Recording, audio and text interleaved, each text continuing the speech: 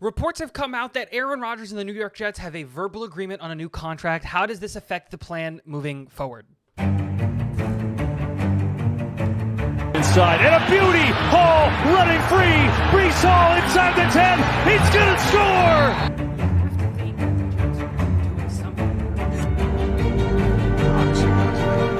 What is going on, guys? Welcome back to Talking Jets with Tigo. My name is Tigo, and today we're talking about news that we have all been expecting and planning for, which is the Aaron Rodgers restructured contract has finally been agreed upon.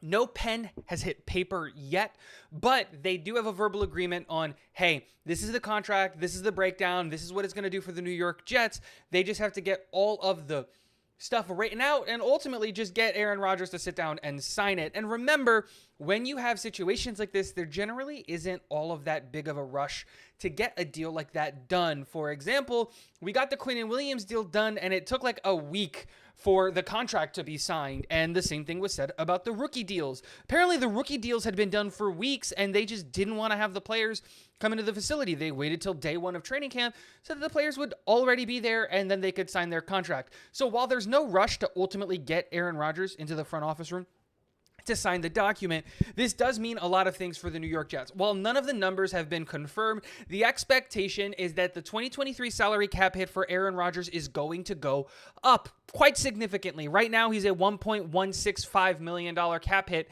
this year, but next year is a $107.5 million cap hit. And that's just an unrealistic set of numbers.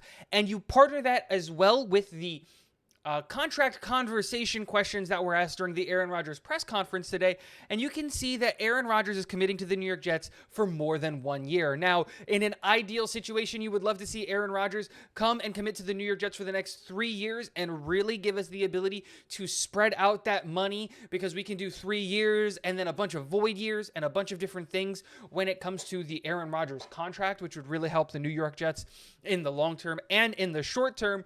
But I think that now that we have a better understanding of what our salary cap picture is going to look like, I think you're going to see the New York Jets becoming a little bit more involved in free agency.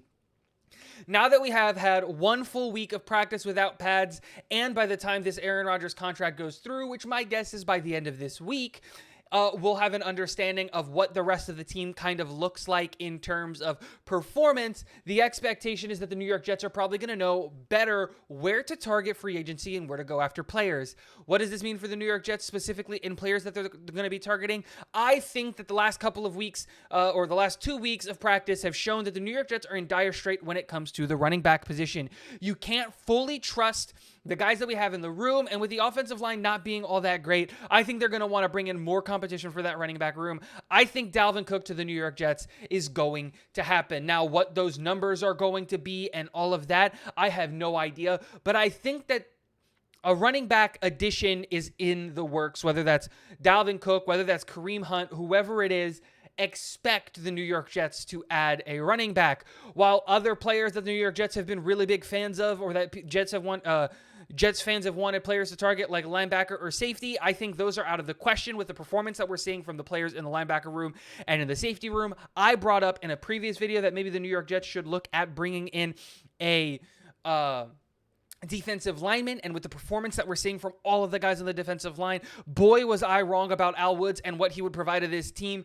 That is a whole video to itself that I plan on making it later in this week if I can get my sources who are at camp regularly to get me some stats on Al Woods and what he's doing. But boy, has he been tearing it up. My expectation, offensive tackle help is on the way, especially if we still don't see Dwayne Brown, and especially if Mekhi Becton's knee continues to hurt himself. George Fant is still out there. Taylor Lewan is still out there. There are still guys out there that we can bring in. And running back help. Those are where I think the New York Jets are going to target. Let me know what you guys think of the news of the new Aaron Rodgers contract. What do you think the contract is going to look like in terms of money and in terms of length? And if you could sign any free agent not named Dalvin Cook, who would you bring in to help the New York Jets? Let me know all of those things in the comment section below. And one last reminder, guys, like 69% of you guys aren't subscribed to the channel, which is absolutely insane. Hit the subscribe button. It's a real easy way to support the channel. And hit the like button if you like the content. That's it. I'm out of here. Get on out of here. Go Jets.